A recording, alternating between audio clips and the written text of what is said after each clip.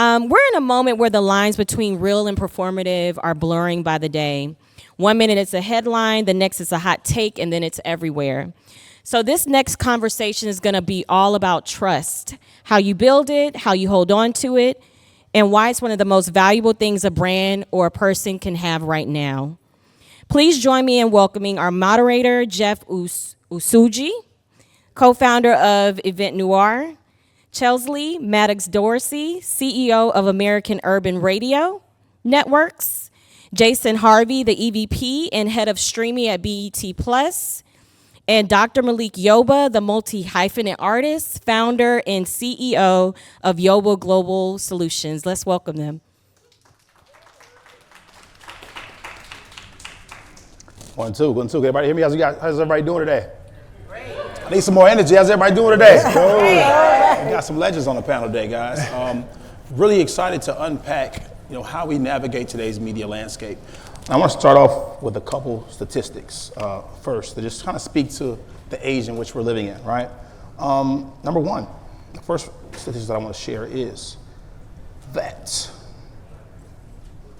pardon me, 59% of marketers say that misinformation is a major threat to brand safety on digital platforms. In addition to that, a study by MIT Sloan said that misinformation can reduce consumer purchase intent by 8 to 15%. So in a world where everybody has a microphone and there's viral hoaxes, it's not just a media problem, it's a brand problem. So my first question for you guys is, as a Black media platform, how do you define credibility and ensure that you're being credible so that you can attract global brand partnerships? It's a decent question. I'll start. Start it off. Let's go. Okay, so American Urban Radio Networks is a radio network company. We have 8,000 affiliates and 47 million listeners. And we've been around for about 52 years. So because we are in the radio space, or have been traditionally in the radio space, we're regulated by the FCC at a time when the FCC actually had laws that they had to follow. That wouldn't be the case today. But our tradition is factual and accurate. We started out as a news organization in the early 70s when no news included Black people. And so we started with building that level of credibility, and we haven't really deviated from that. We have a White House correspondent, and have had for the past 26 years, who is charged with being accurate. It's a challenge today when no one's held to that standard, but I think we as people have to hold ourselves and our organizations to a different standard. And at this point in the day, and I know all you all rich people in here listen and subscribe to different things, but Black people in the US, 70% of them listen to radio every day. Spotify and Pandora gets about 5% of the market, but we listen to radio, so credibility through our medium is still of critical importance. Yeah, for us at BET Plus, it all starts with purpose, right? And being true to that purpose. We have been, BET as a media group has been around for 45 years. And we've always been known for, and our core values are around empowering our community in, amplifying Black storytelling and really being a driving force for truth in media. And so, we stand on that, and then we consistently prove that through everything that we do, right? Through our marketing efforts, through the content that we create, through the partners that we partner with from a brand standpoint, as well as through our internal policies. Like, our policies stand on those same values. And so for me, credibility is being that, understanding your values, and then being consistent in conveying them, and then walking that walk. Wonderful. Dig it. Yeah. Dig it. How y'all doing? Y'all having a good time yet? Yes. So here's the irony about misinformation. I was introduced as Dr. Malik Yoba, founder and CEO of Yoba Global Solutions. That's misinformation. So Yoba Global Solutions is my family's federal contracting business. But I came today representing Yoba Development, which is my real estate business. And we're at the intersection of real estate, education, and media. And so, in terms of truth telling, working in the media business for 30 plus years, working in education for 40 something, and working in development for 20, I was able to bring three of my passions together. One, how do we share what we're learning from a business and economic development perspective related to the built environment and real estate?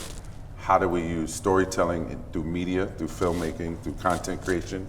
And then how do we make sure that our community is empowered, right? And so I know a lot of folks may know me from film and television, but there's a lot that goes on when you're not in front of somebody's camera.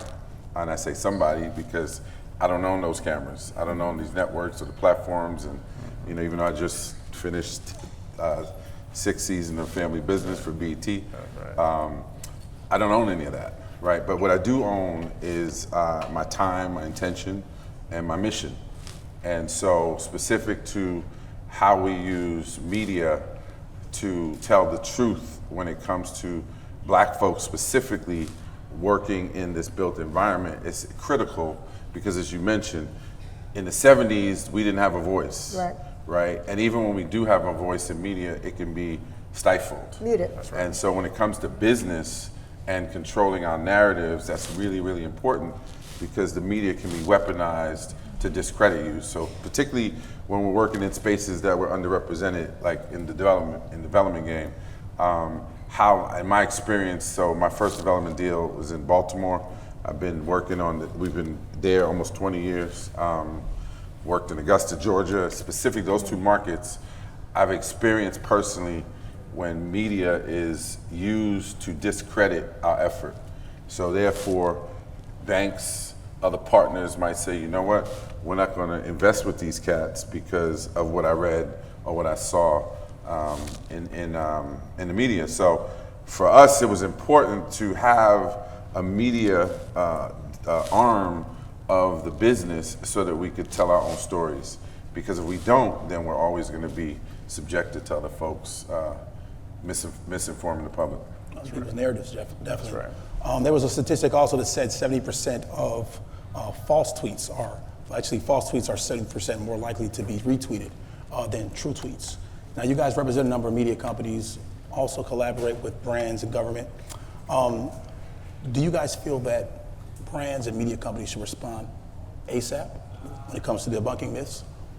Or should they remain quiet as it relates to social media? Brands shouldn't be on Twitter. Should Should not be on Twitter. And should they take a public Right. stance? They should take a public stance. Let me just say this.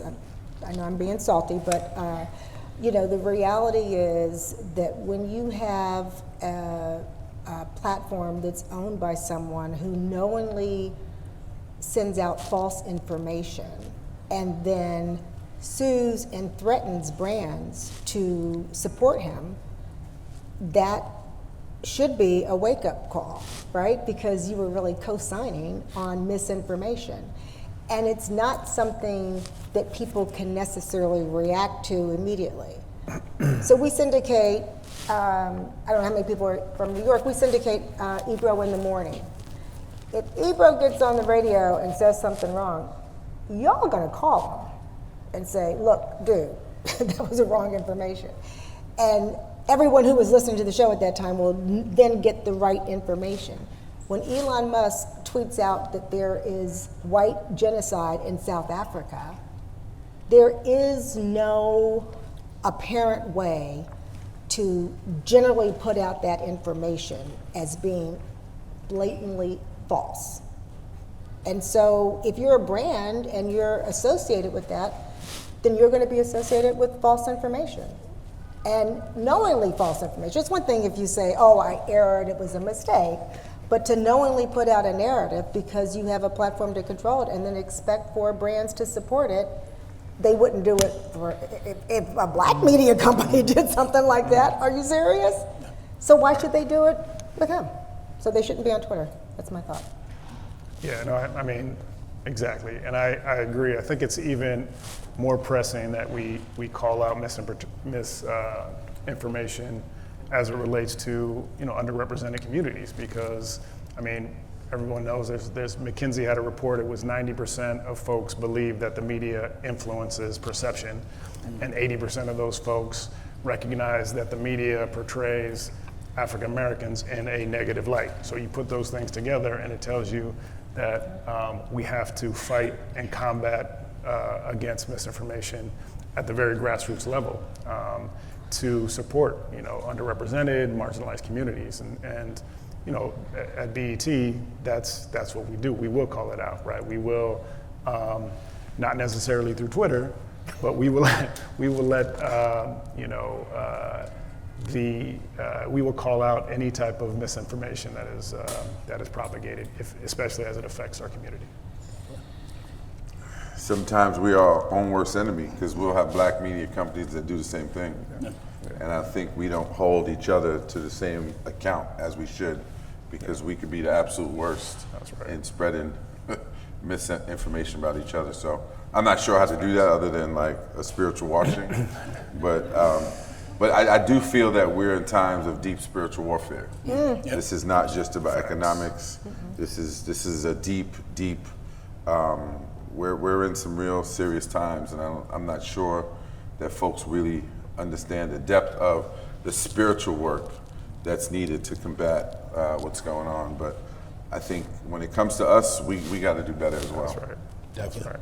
So if I'm brand A and I get blasted in media, do you guys say respond ASAP? What do you guys consider? Like, what do you consider when you determine whether or not you're going to respond ASAP to debunk that myth? I think it depends on what your ultimate goal is, right? And I think, when Malik says we have to do better, we really have to do better, and not just as leaders, but as consumers. Because at the end of the day, we are consumers, right? And this is a country where we have 564 different brands of dog food. We get to choose which ones we want to buy. And we should not allow ourselves to be intimidated or bullied into, what we want to buy. So if brands want us as a consumer, they got to ask us. They got to ask us nicely, and they can't do like Target, which is, we don't want you, wink, wink, which means we want you. Bullshit, right? You want us, ask us. And stop with the, I'll accommodate what certain people say, but when it's black people, you understand that I've always been with you and you just are going to stick with me, right? That hasn't worked out so well for that brand. That's right. And it shouldn't. One thing I experienced in the media space for 20 years is that advertisers do use ad filters, right? Sometimes they'll block words and block ads on certain sites. They'll restrict it. You have people who don't want to be around political content, and so there's words like Trump that might get blocked. But nowadays, people look at DI as a bad word in some cases, right? You've seen that. What's your advice for brands that are navigating brand safety as relates to working with the black community and black influencers, right? And if you guys have any case studies you can share of stories of success where you've been able to work with a partner brand or even in your own business, please share that. Yeah, I think for the first question in terms of partnerships, we spend a lot of time vetting, doing our due diligence with partners that we're planning on working with to understand, what other values, and do those values align with ours at BET Media Group. Oftentimes they don't, and we don't necessarily work with them, and sometimes they do, but it's a vetting process. It's about what they say and how they come to market. It's about what their partners and that have worked with them say. It's about what are they saying on social. So our team does a pretty good job of trying to understand the core values of these folks with the sources of information that we get, and then we determine if we're going to move forward. And I think as it relates to influencers, I mean, that's a touchy subject, because you can have an influencer that says something derogatory then you have and then all of a sudden that's associated with your brand, and then you're backtracking. So it's really important as you're looking for influencing partners to understand where they're coming from, making sure that it's organic. Like they should have a history of loving your brand before you decide to work with them. And then ultimately, you have to monitor and keep monitoring what that influencer is saying, how they're acting, and be very transparent with your audience if that influencer does decide to kind of go a little off path, and let them know, yeah, he went off path or she went off path, and we don't condone that. So it's about doing your due diligence. It's about understanding the true value of the values and their core values of the influencer, and it's about monitoring to make sure that they continue on an aligned path. And Malik, I know you're thank you. Malik, I know you're working with a lot of folks in the real estate space, and so you're dealing with government officials, you deal with the community. Have you ever had to actually address misinformation or navigate communication issues? How do you go about that? Any tips for us? Absolutely, man. I mean, just recently, right? I made a Instagram post where, we've heard a lot about how AI is being used to identify. There's about 125 keywords or something, right? Diversity, DEI, Black, first time, women, and so, in a sort of tongue-in-cheek way, I said, I'm no longer identifying as Black. I'm not a Black man. I'm not people of color, and it was really, I guess, more elevated than I thought, like concept to say, you know what, if you ain't white, then you're non-white. Amen? All right. Can we agree on that? Yep. I just want to make sure Yep. that I'm speaking Yep. to the converted. And what was interesting is it went viral, right? And so I got back to Black blogs and media companies, saying all kinds of egregious things to me, to the point where Victor Blackwell at CNN reached out and said, hey, bro, I realize you've been misunderstood. What say you, sir, to correct this? And so, yeah, there's a few times in my career in recent years where I've said things that have been taken out of context, and people have used it to vilify, to denigrate, to deny. And so back to why I say it's spiritual. Because if you move in purpose on purpose, particularly when you're here to serve people and you're here to elevate, not the singing and dancing entertainment, that's easy, right? But when you really are doing God's work in community, to heal and to provide opportunity and to address trauma, which we carry, that we put these masks on, we put these cute little outfits on, but we go into the world and we hurt each other. So yeah, man, I think that you have to make a choice to decide why you're here on this planet. Why are you breathing air? Why are you taking up space? What is your real purpose? Is it just to make money? Is it just to have a name? Or is it to really be of service to something bigger than yourself? And I think that particularly and historically, whether you're talking Patrice Lumumba, you're talking Harriet Tubman, WB, Mark Medgar, go down the list, right? Every person that looks like us, especially that has been here to serve something bigger than ourselves, has always been met with misinformation. So this is nothing new from a media perspective. We just have to really be wise and make sure that we're studied and make sure that we're resilient and diligent if that is your mission. Yeah, it's a little more challenging for us because, we're not Black adjacent, we're Black, right? And so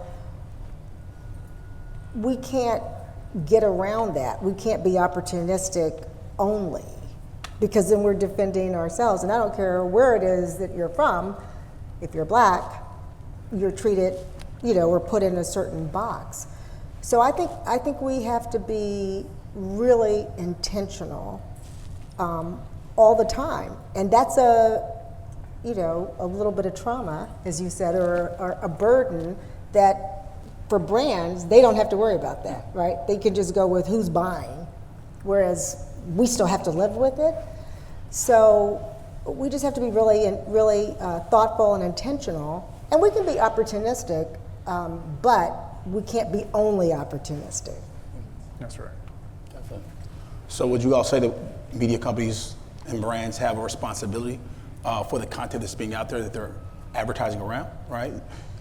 People have to navigate what's going to get the reach nowadays and what's popular, and what's going viral, what's going to deliver impressions. All right, so as people working in media and entertainment, how do you navigate that, right? What's going to be popular, what's going to sell, versus what's going to tell an authentic story about the Black community, and are we powerless in that or not? Can you repeat that? Yeah, so how does one navigate this in the media and entertainment space, dealing with the fact that most brands are focused on numbers, reach, right? Things go viral like that. So as media partners, how do we navigate that, and how do we also stay true to being authentic to stories that speak positively to our community? I've heard a number of instances where actors will say, I won't represent this role because it's not real, it's not authentic. Mark Wayans was talking about that the other day. All right, so how do we navigate that as folks who are still working with brands, and in some cases our businesses depend on that, right? How do you navigate that? Yeah, I mean, for us, it's what we do. We create culturally relevant, authentic storytelling that resonates, and we haven't deviated from that. That consistency is what has built our brand. It's what fostered the connection that we have with our audience. And so, for us, it's very simple. I know that brands, look for specific audiences. They come for us for a particular audience, and they understand the quality of work and what they're going to be associated with when they come and are advertising against a BET Plus original series, for instance. That wasn't the case. Like 10 years ago, that was the case, but 10 years ago, I was on a similar panel at YouTube, and I was working for YouTube at the particular time, and folks were like, oh, nobody's ever going to advertise on YouTube because it's UGC, and they don't want to be associated with this UGC content, et cetera. And here we are now. It's the biggest advertising platform on the planet. So, I think staying true, staying authentic, and creating content that is going to resonate with your audience drives monetization for your content. Definitely. Anybody else want anything? No, I think you just have to know your North Star, right? Just, where you're headed. And, we syndicate a number of shows, everything from rock to, urban mainstream. And it's really interesting, the space and grace you're given with different types of shows. So sometimes we don't even realize that, one particular audience is treated differently, than another particular audience. And I don't even have to debate whether it's intentional, because the harm is real, whether it is or not, right? We're not, treated equally. So I think as a company, we just look at our North Star, and, that's at the end of the day, we do a lot of different things with a lot of different people, but we know where we live.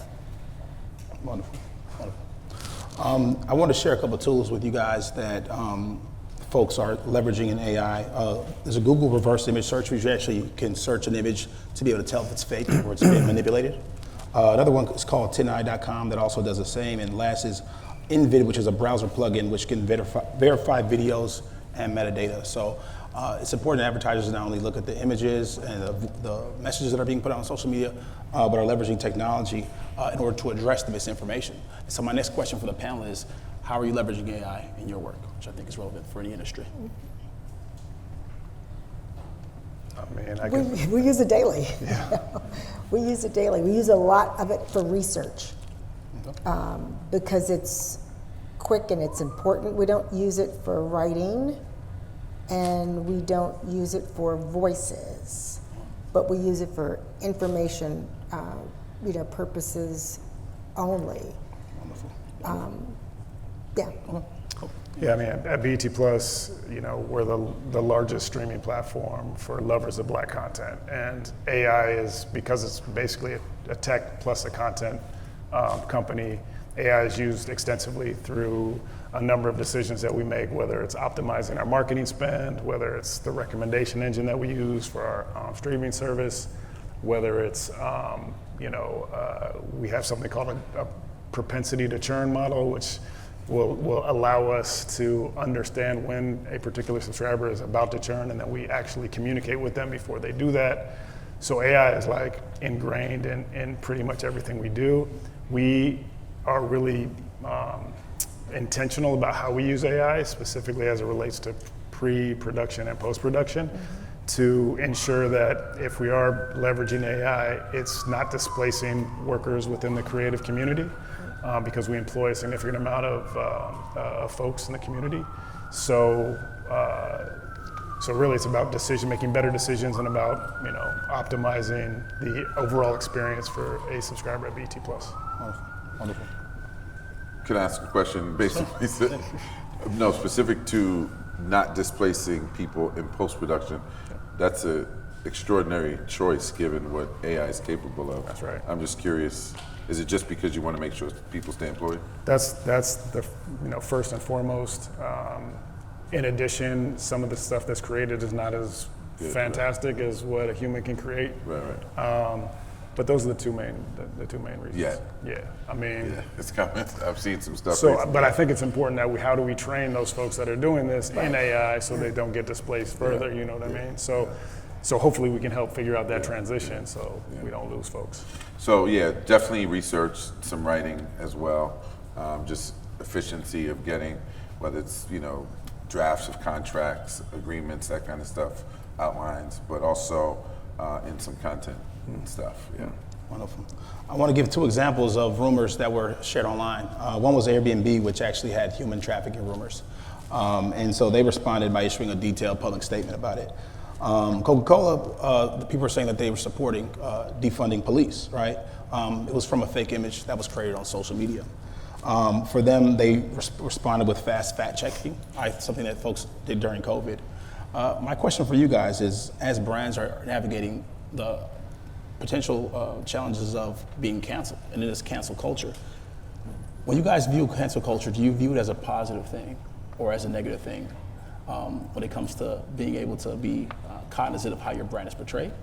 That's my question. Yeah. How do you view cancel culture? Depends on who's being canceled. There's a whole bunch of people we want canceled that aren't. Nah, it's dangerous though, man. I think that, you know, it's, I mean, it's signs of the times, man. I mean, I certainly have no crystal ball, but we've seen, I think, both the positive and negative. Sometimes people react too quickly because they haven't really done their research. I think that's probably the worst part, is that people are so quick with a knee-jerk reaction. Just because they saw it online, it means that it must be true. And they don't do their own due diligence to fact check. So, but that's why I go back to the spiritual nature of it all, man. I mean, we're still spiritual beings in a material world. And I think that part of what technology has done is disassociate people from their essence. Because it's not about the labels, it's not about our titles, it's not about any of those things. It's about who are you as a spiritual being on this planet, particularly at this time, and what is your contribution? I think that it requires, you know, because when you talk about cancel, right, people have to agree, right? Just because someone says, oh, this person's canceled, but if you don't agree, then it's really an individual thing. But my dad always said the masses are asses, so there you go. Your dad was right. That's right. That's right. Any other opinions about cancel culture? I mean, I think cancel culture, I mean, we've certainly dealt with that, again, because it's radio, it's the original, you know, reactive nature of, you know, in an audio world where it's really two-way communication. But, I mean, there's certain things that should be canceled, certain things that should have been canceled sooner. And that's, you know, what Malik is saying, we really are spiritual beings and we really have to deal with it ourselves. We just have to be who we are, I guess, and not follow people, not cancel someone because someone else said it, or we think they may have said something. You know, we have to, as my grandmother used to say, you know, your jack's got to hunt you. You know, you've got to say, like, does that even make sense? Oh, I know that person, or I know of that person, I've been following that person. That person didn't say that. They wouldn't mean that they're not black if they said I'm a non-black man, right? I read it and said, I don't know what he's talking about, but I know he's not saying he's not black. You know? Right. But we have to think about, you know, things, and I think the cancel culture, is mean-spirited, and we're not. That's not us. No, we're it not is a us. mean-spirited No, people. we are. It can be us. We're mean. We're vicious. No, we're not mean when savage. we need to be. No, listen, I've experienced the savagery, and I don't need to get too deep because if y'all know, you know. But like people try to cancel me off of that nonsense, and what they didn't realize is that, particularly working on the federal level, because we do have a federal contracting business, and it came off the heels of me speaking at the Oak Ridge National Research Lab, which is the 17 federal research labs. That's the lab where the atomic bomb was developed. And I was there for a Black History Month celebration in February of this year. Contracted last year to speak. The minute the inauguration happened, I had to change my presentation 4 times. The woman who brought me in had to change her title 4 times. Every day that an executive order was coming down, and I was speaking on February 10th, we had to continue to tweak our presentation to accommodate what was coming down from the administration. And so the reason why I said what I said is because if you're telling me you're using AI to identify Black, diverse, DEI, are you using it to identify things that say non-white? Because if you are, then tell me to my face you don't want me to participate because I'm non-white. That's the part that went over people's head. But back to the mean-spiritedness of it all, there were people who came in my timeline and came in my DMs with the savagery. So and they looked like me.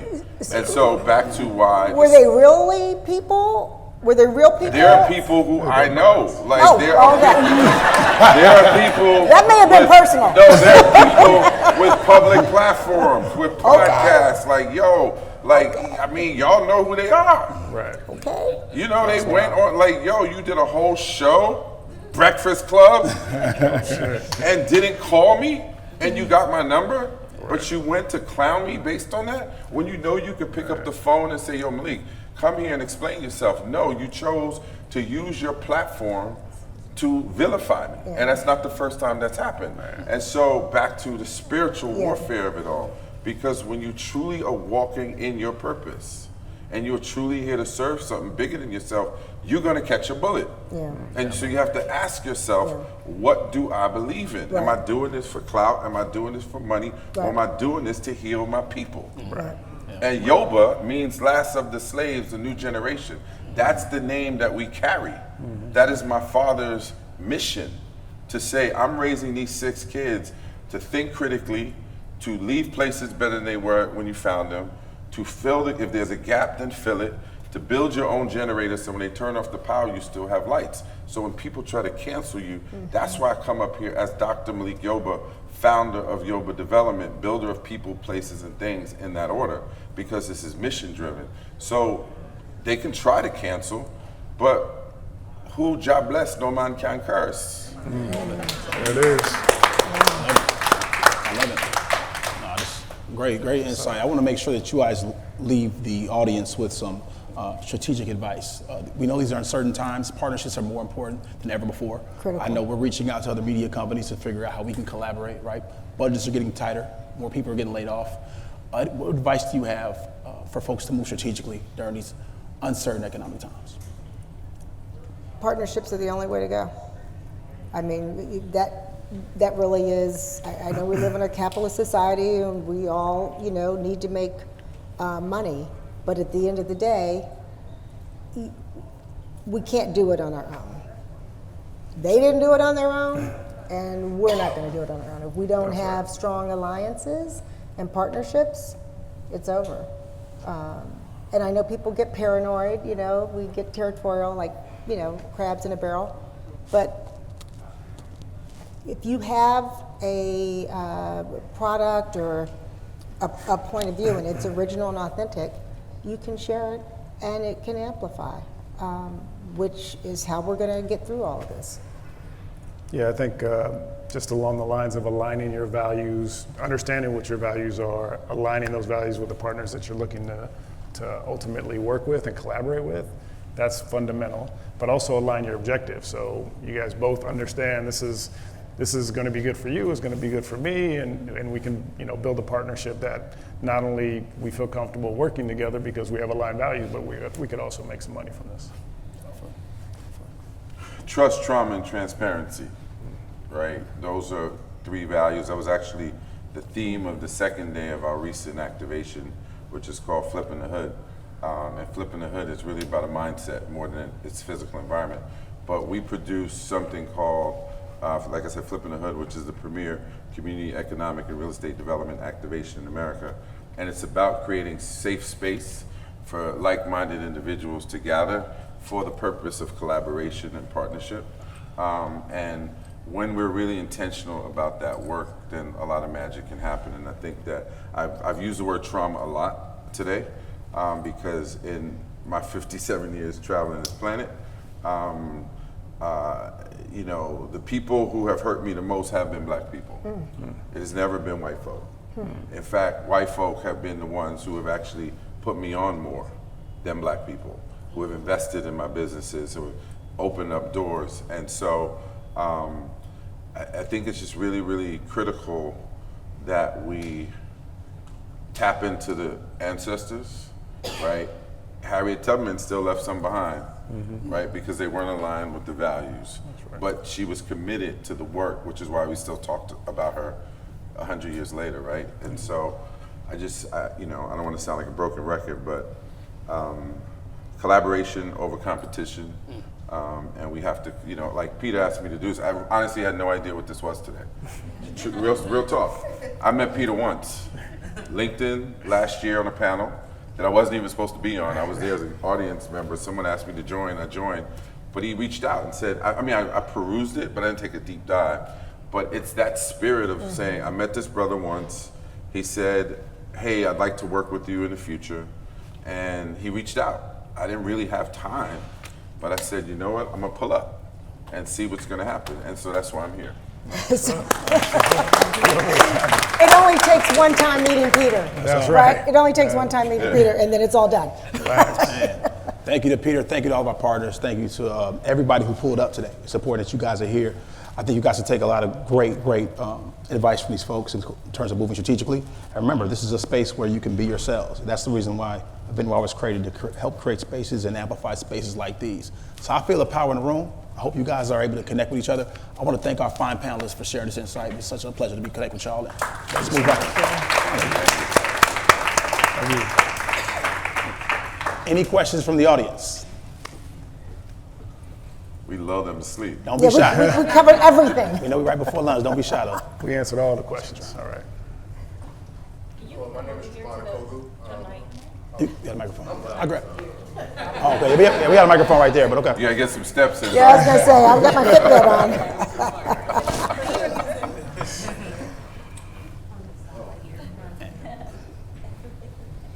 So my question, just going along with the... What's your name, sir? My name is Javon Kogu. Oh, man. So just going along with the title of the panel, I guess my question is, who is the arbiter of misinformation, right? Because when you have like this crazy proliferation of like content coming out of like various channels and platforms, like where's one that people can trust? And like what does that look like in 2025? That's a really good question, and it's a problem that goes, you know, worldwide, right? Because there, you know, are organizations that are supposed to be truth and information that are just the opposite. And then there are people who are actually trying to parse through and give you, you know, the truth. And is it the truth with nuance, or is it just, you know, the truth? And when are facts facts? And I think we have to collectively figure that out, because there's no one source. I mean, I'll give you an example. When this administration came in, the White House Correspondents Association, which really is the source that you're getting information about what's going on in the White House and on Capitol Hill, was told, we're going to redo the room, and certain people are going to be allowed in the room, and certain other people are not going to be allowed in the room. So everyone understood that, and it was political. But when they said that AP, a wire service, which has been, you know, long hailed as an arbiter of truth, that many other sources get information from, is not going to be in the room, then that was just sort of all bets are off. I mean, that was just really ripping the Band-Aid off of any transparency and truth. So I don't have a good answer for you. It's a great question. I don't have a good answer for you. It's a challenge. So, I mean, I think what most people have done is go to what are trusted voices in their community and, you know, people that they follow through a variety of platforms. But yeah, there's no one, you know, you can't, it used to be like, right, we used to say, I saw it on Jet, I read it in Jet, gotta be true, right? We don't have that anymore. That's right. I think it's more important than ever to put our magnifying glasses on. Who's sitting on these boards? Absolutely. Who's sitting on these investment Critical seats, thinking. right? That's right. When Pronghorn invested in Eventnoire last year, and I want to shout out to Malcolm over there, he's working closely with Diageo, but the people at the table were people who knew our community. And so it's important that we put that lens on to understand who's on the board of these companies, right? Who's making the buying decisions and what are they actually investing in? What messaging are they sponsoring? So I think we should take a closer look at that. That's right. Hello, my name is Adrienne C. Smith. I am the founder of the CAN Diversity Collective. We host events. I was on a panel earlier. I don't know if it's a question or more of a statement, and maybe we can get an answer out of it. But the idea of misinformation and information dissemination, where there's a problem of how we get it, when we get it, it reminds me of, and I'm not a Bible-y person, so whatever I say is related to the Bible. You might have to fact check that, right? But it reminds me of like the Tower of Babel. Am I getting that right? Mm-hmm. Where people were connected all of a sudden, and then everybody was disseminated with different languages. They couldn't communicate with each other. And I feel like this age of misinformation in the internet that supposedly was a unifying force, but now has us more isolated than ever in getting information from all the wrong sources. I'm not sure what happened then to reconnect us, but how do we tap back into what you talked about, Malik, was that human connection, because at the bottom line, and maybe it's a reshifting of who we are and how we connect as human beings and community people. How do we get, or what do you foresee being that trusted space again, where we're all speaking in the same language and communicating with each other so that we can move past where we are right now in this misinformation age? I think part of, you used the word community, and part of it is creating community. I think hopefully that's what can happen today.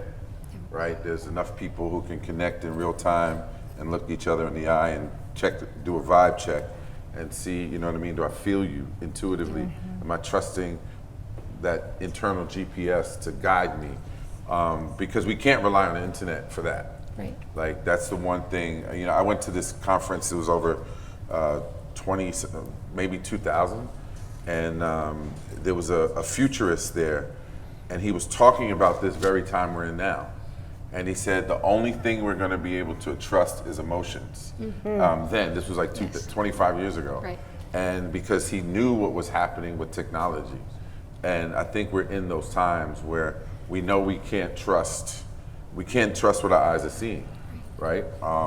So I think that it really goes back to the basics, which is people connecting in real time, in real spaces, and praying for the best.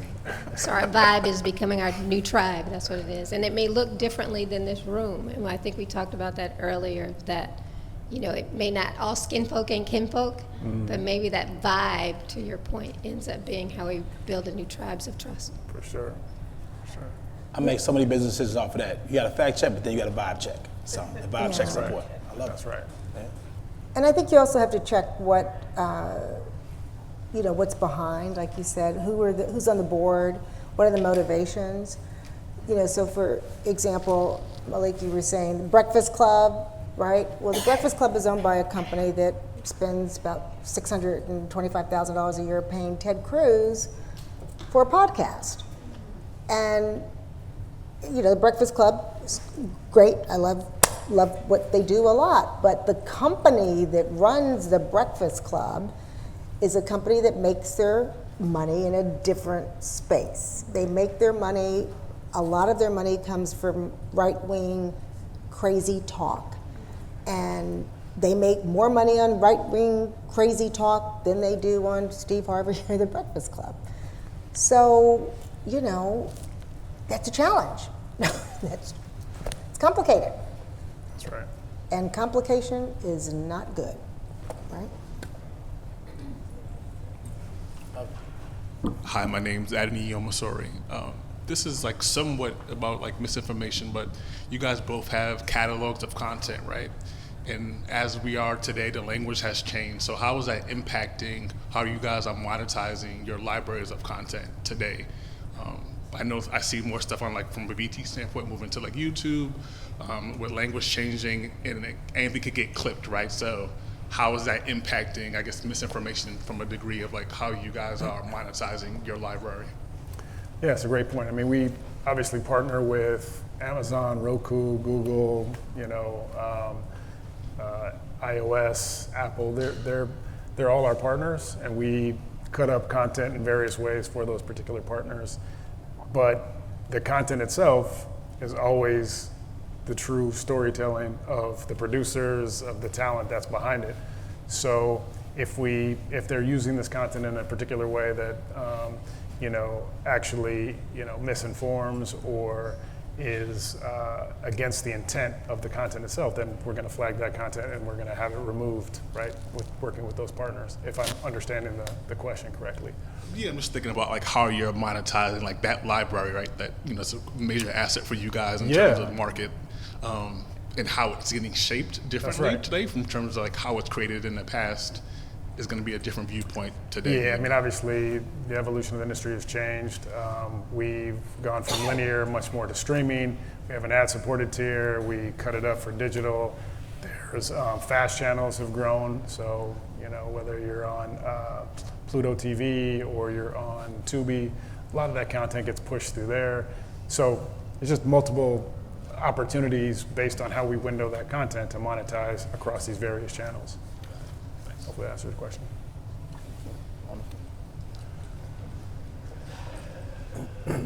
Hello, thank you so much for the conversation. My name is Sanika, founder and host of the How Do You Divine podcast. Question, in an age of misinformation, and if we're solution-oriented people, I feel like the solution is curiosity. So how do you feel like you're encouraging curiosity, not only with your consumers, but with your partners, to ensure that misinformation doesn't have a space where you create? It's how are folks encouraging curiosity? Yeah, that's great. That's phenomenal. I mean, what I love. So I do a lot of corporate consulting. I do a lot of keynotes. I do a lot of workshops in corporate spaces specifically. And when folks, because remember DI used to not be called DI, it used to be called, first it was like multicultural, and then it was it's been so many different names over the years. And when you have these corporate trainings, sensitivity trainings, people would be resistant because they felt like, don't try to make me go learn about Latin people or women's issues. And so I would always frame it around curiosity. And I would do a presentation called The Art of Being Actively Curious. And I found that was a way into these conversations because no one's really going to argue with curiosity. And so I think we, as storytellers, we have to be really crafty with language to get people to do what you want them to do and not let them realize that's what you're doing. You got a Trojan horse. So I love that you, because I really do believe curiosity is the answer, because if we lead with questions and not assumptions, we're always going to be better off. And that's personally and professionally. And we've all been in those relationships. Why you look at me like that? I know what you're thinking. See, I get to, why you nodding your head like that? Oh, you think I'm stupid, right? See, and we've had those arguments with people where feelings become facts. And I think that if you frame everything in questions and be an active listener and not just try to wait for them to respond, I think curiosity can take us a long way. Agreed. And how would you do that with brand partnerships, right? With B2B partnerships? I mean, some want to show up for the real and some don't. And when you experience this, I'm sure, right? Because brand partnerships means a lot of things, right? Because depending on where your entry point is with that person that represents the brand, are they the ones that can really make the decision? So sometimes you think you're working on a partnership with a lower level manager person, but they're not the one that can stroke that check.